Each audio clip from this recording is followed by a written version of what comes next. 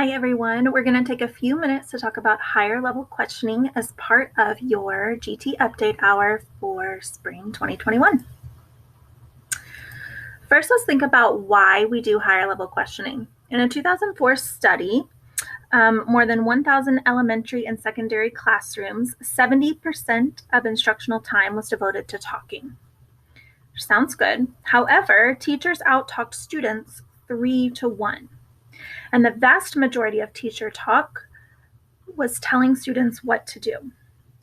Barely 5% of this instructional time was designed to create students' anticipation of needing to respond, and not even 1% required some kind of open response involving reasoning or an opinion. So using higher level questioning will lead to better remembering than if you just use the low level questions in the first place, and really getting students to talk is really the key for them to process their learning. Stop for a second and think about what kind of collaboration techniques are working for you in your classroom, especially if you are doing remote learning right now or having a hard time grouping kids together, even if you're face-to-face. How are you getting students to talk about their learning? Because research does show that that is important. We're going to take a second to review some questioning tools. Some of these will likely be a review to you, hopefully a good reminder. Some of these may be new to you, and hopefully you'll find at least one resource that works for you. The goal is not for you to have to implement all of these all the time, or even more than one for now. The first one that we'll look at is the Bertie Kangor Observation Inventory. Open-ended statement cards. We've used these a lot. We focus on them during our PACE testing process when we're trying to identify gifted characteristics. However, these question stems can be used anytime to promote higher level thinking. On another note, if you do notice a student responding particularly thoughtfully to these questions, that may be an indication of gifted characteristics. So if they're not already identified as gifted, do your best to document as much as you can about the situation, their response to share with next year's placement committees. This is the time of the year when you get to start to know your students best. So before the year ends, consider collecting work samples and anecdotal notes that may reveal gifted characteristics. Since PACE testing and placement decisions happen so early in the year, before teachers may be able to adequately collect this evidence, next year's placement committee would probably really appreciate it. You can hold on to it or leave it with us for safekeeping. That's just a sidebar. All right, this one is called Six Hats Thinking. It's a tool to boost the productivity of creative thinking by dividing up the different styles of thinking into 6 hats or roles. So we look at logic, emotion, caution, optimism, creativity, and control. So each person or each team, if you want to do it as a full class, would take on the role of a hat and ensure that all the viewpoints and styles are covered. So it's kind of a fun, tangible way for kids to look at different perspectives and think in different ways. We've also found this one that might be really fun, the 6 thinking cats that might connect to kids. Bloom's taxonomy is likely something that you're familiar with. This is just a good reminder that these are very research-based and still applicable question stems. When we think about Bloom's taxonomy, we start at the lowest level remembering and work all the way up to the highest level synthesizing. Our goal is to not stay in that remembering or understanding level, but to move on to those application, analyzation, evaluating, and synthesizing questions. Now, obviously, every student will not start being able to synthesize. Obviously, every question you ask will not be that highest level, but it's a good reminder to keep pushing the boundaries of higher level questioning. And if you're needing some stems, these are definitely tried and true. Another higher level questioning and thinking tool we've introduced to you, we introduced it in fall 2019, is depth and complexity. We've introduced it before then as well, but that was when we really went into it with our GT update. So we gave teachers a few resources, including this bookmark. So you might have a physical copy of this if you want to dig around your classroom. If you are a beginner to depth and complexity, we have all the resources from that training in the HAN Gifted Education folder, and we'll look at where to get to that at the end. This is a great resource just to seamlessly introduce depth and complexity stems into your instruction. One side has characteristics that might lead well to this specific STEM, and one side has the actual questioning stems. This incorporates both Bloom's taxonomy and depth and complexity. It is admittedly very small, but the goal was to get it on 2 pages, maybe even double-sided if you wanted to print this. This comes from a book called The Gifted Guild's Guide to Depth and Complexity. It's by Ian Bird, who's the creator of Birdsea TV, and by Lisa Van Gemert. And it takes depth and complexity a step further by combining it with Bloom's taxonomy. So we can not only increase the rigor of our questioning by incorporating depth and complexity, but also increasing the Bloom's level the questions are asked at. Conversely, you can also think about this by utilizing the lower Bloom's levels, like the apply level, is a great place to start with the younger grades if you're looking for a place to start with depth and complexity. They don't all have to start at that evaluating and synthesizing level. It could also be used for any student who needs a little scaffolding to build them up to the higher levels, those lower levels. This Gifted Guild's Guide to Depth and Complexity, we have 2 copies of this book. It's my personal way, my favorite way to learn about depth and complexity. I think it's a really easy read and really practical. It also has these questions listed bigger if you need to see them in a bigger format. But this is a tool that really helped me understand depth and complexity and how it is actually applicable to the classroom more. So let us know if you'd like to borrow it, maybe even if you're starting to think about next year's T-test goal and maybe you're thinking about differentiation or higher order thinking. That might be a great resource for you. Questions for metacognition. So when we think about metacognition, we think about students reflecting on their own thinking. This is something we're teaching when we teach comprehension, when we teach about did you understand that? How do you know that you understood that? When we teach inferencing and predicting, things like that. So these are just some ways to continue to promote metacognition, which is a higher order thinking skill. Okay, so when we think about this, we don't always have to recreate the wheel. We don't have to make brand new lessons. We know that we don't have time for that. We also have PISD resources that are given to us. A lot of times the struggle that we have is looking through those resources and really finding what we're going to use. We often have more than we can use. And so I just wanted to take a minute and look at one example from each grade level of a lesson pulled from the planner and how you might either find the little higher level questioning gem so you know not to get rid of it, or how you might just slightly tweak a question that's asked in the lesson. Let's start with 5th grade social studies. This is from Unit 4, the Reconstruction Unit. I actually just randomly was looking for a lesson and found that 6-hat thinking was in this one. It was completely random. So that's kind of cool that sometimes they already have those higher level questioning techniques built in. Another social studies lesson from Unit 4, this one's called The Last Brother. And so these are the questions that are asked. Instead of asking those lower level questions, consider maybe asking, why doesn't everyone think about courage the same way as Amelia Earhart? So backing up a little bit, instead of asking them what the quote might mean or what is courage or what this might have done with the Civil War, you're kind of combining all of those. They have to understand courage. They have to understand what the quote might mean to be able to ask that question. So it's kind of streamlining your instruction a little bit and having them piece those things together. 4th grade science, this is the organisms and environment launch lesson.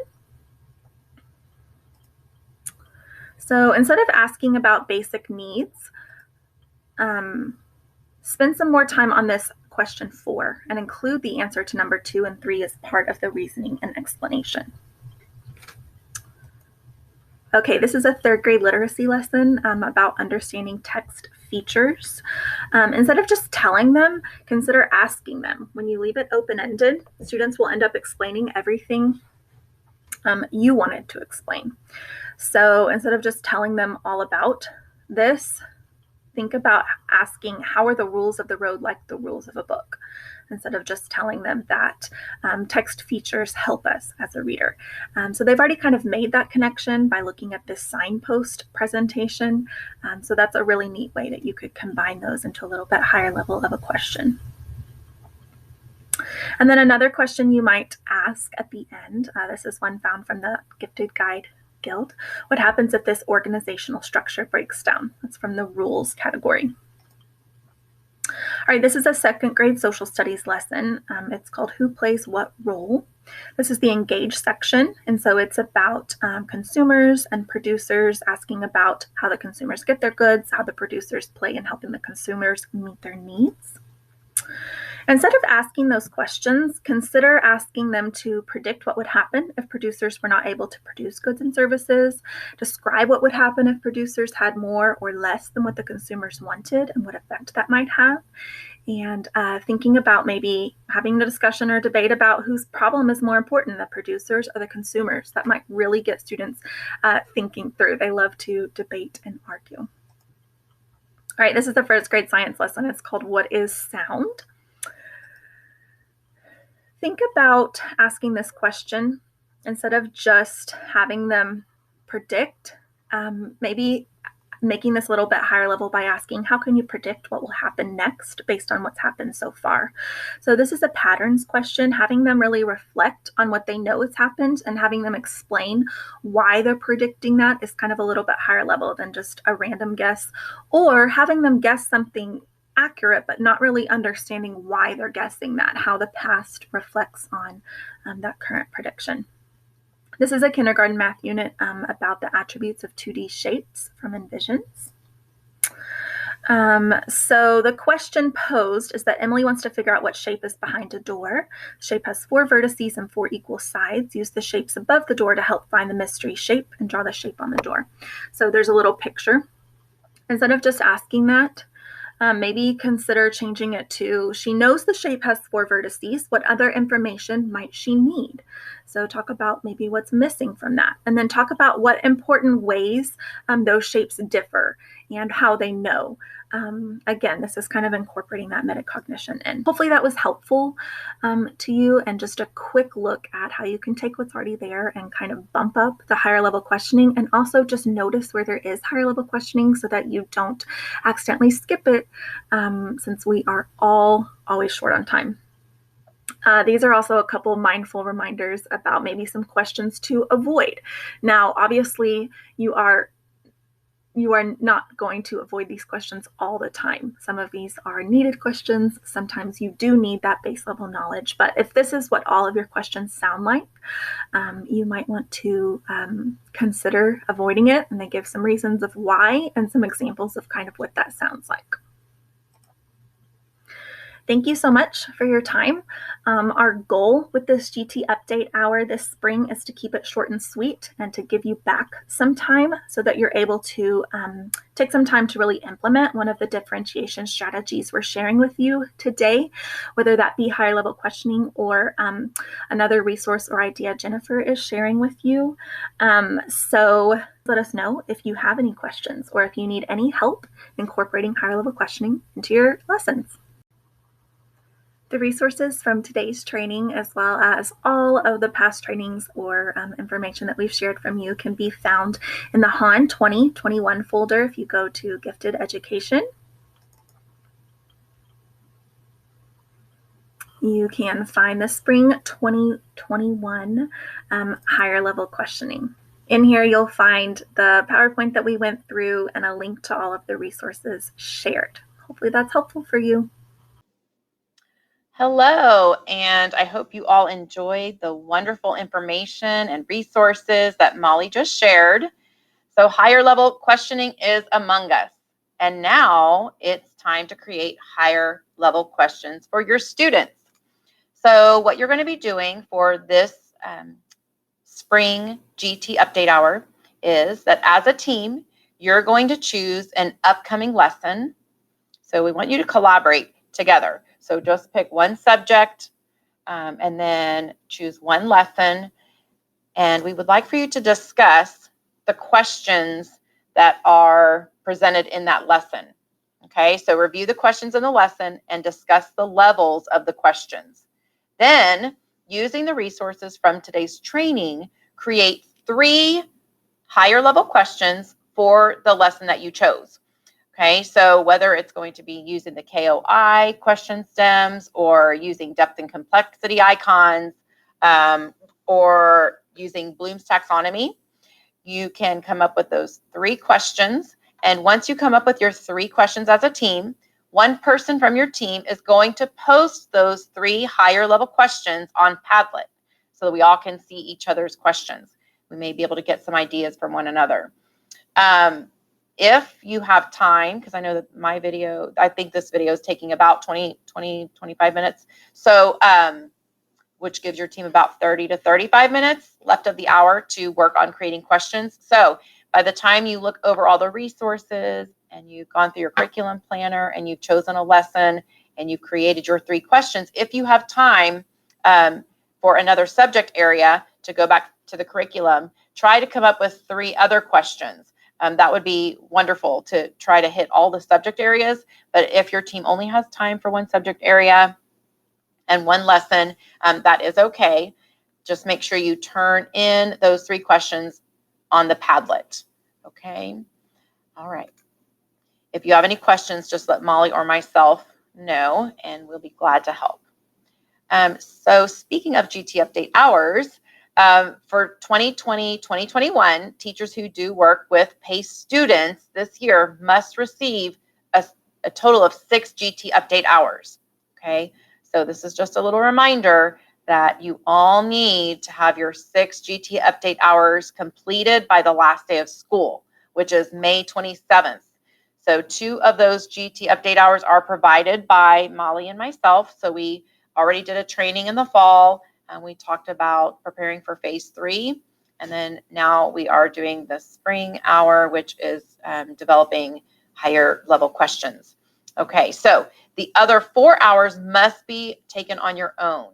Okay, and I already went through the HAN Google Sheet, and I was already able to see that some people have completed their hours, or some of you may have completed your hours and you just haven't documented them yet. We just want to make sure that we're in compliance. So if you have obtained those hours, make sure that you document those GT hours in these 2 places. First, they need to be documented in PowerSchool's development.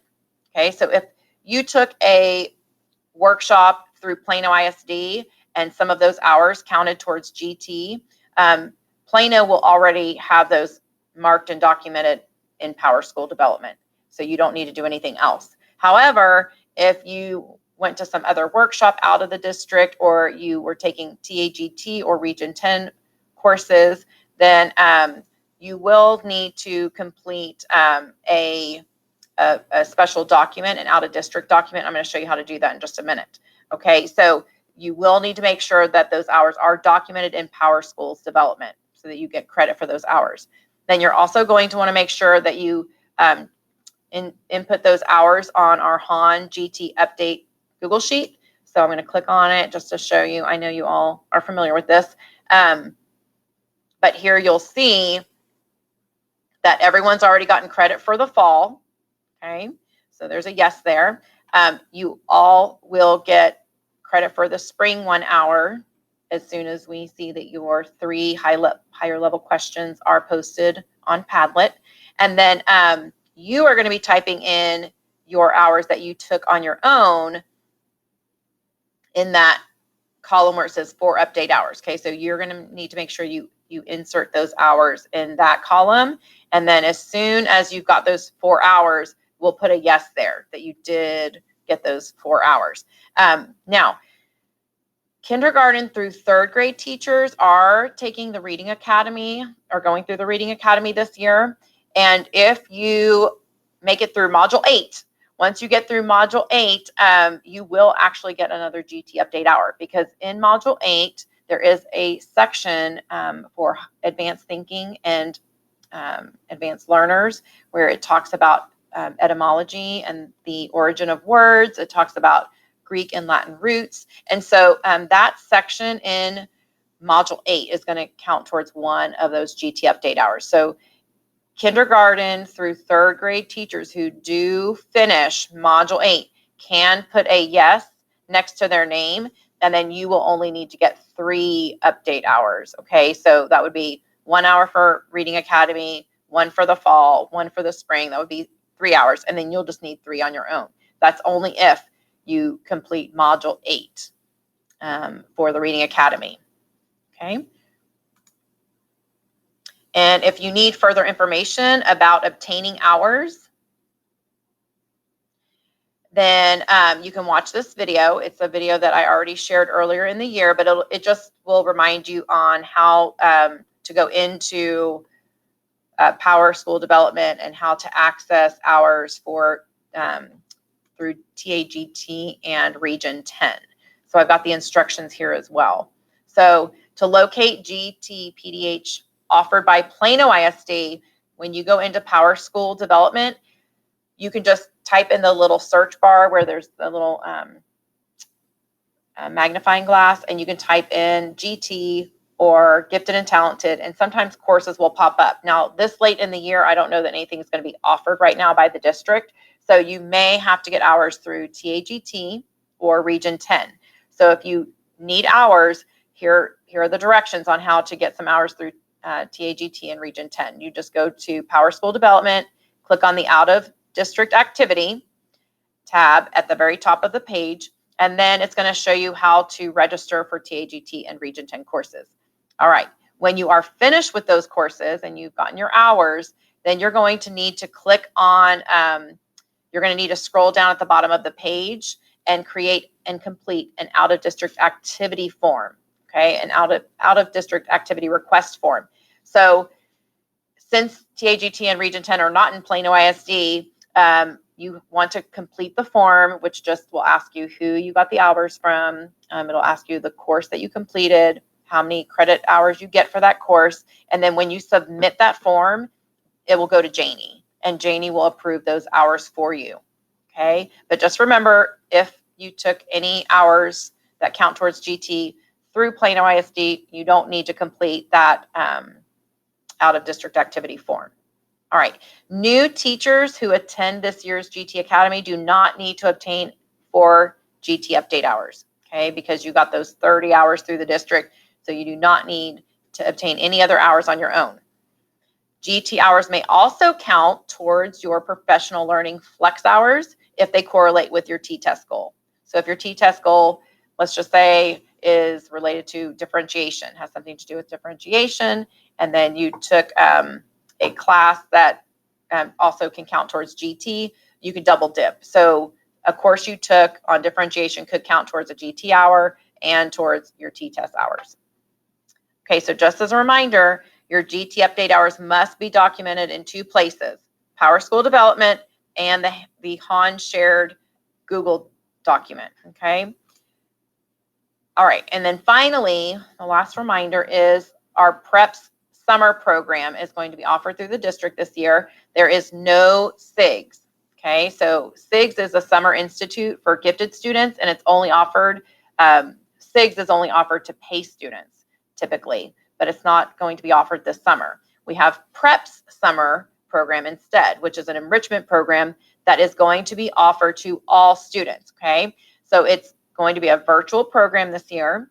Like I said, it's open to all students like it was last summer. It was also available last summer, and it was offered to all students.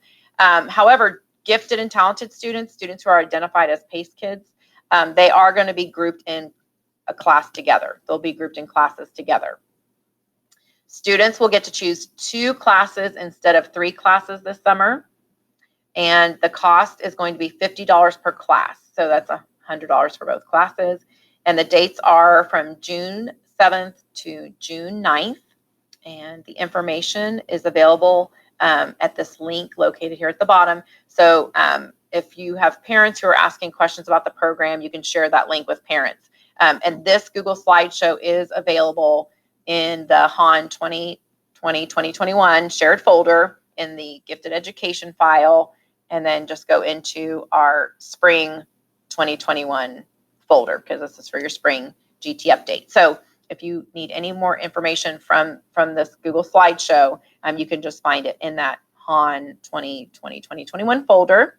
So before I leave you today, I just want to let you know that Molly and I are very happy to help you and your teams create your higher level questions. So once we end this video, you are going to get to go into your curriculum planner, find an upcoming lesson, and you are going to create 3 higher level questions for that lesson and post those questions on the Padlet.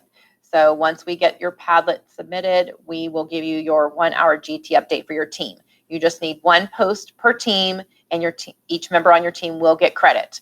So if you have any questions or need help, just reach out to Molly or myself, and we will be happy to meet with your teams to help you create those higher level questions. So thank you so much, and we hope you enjoy.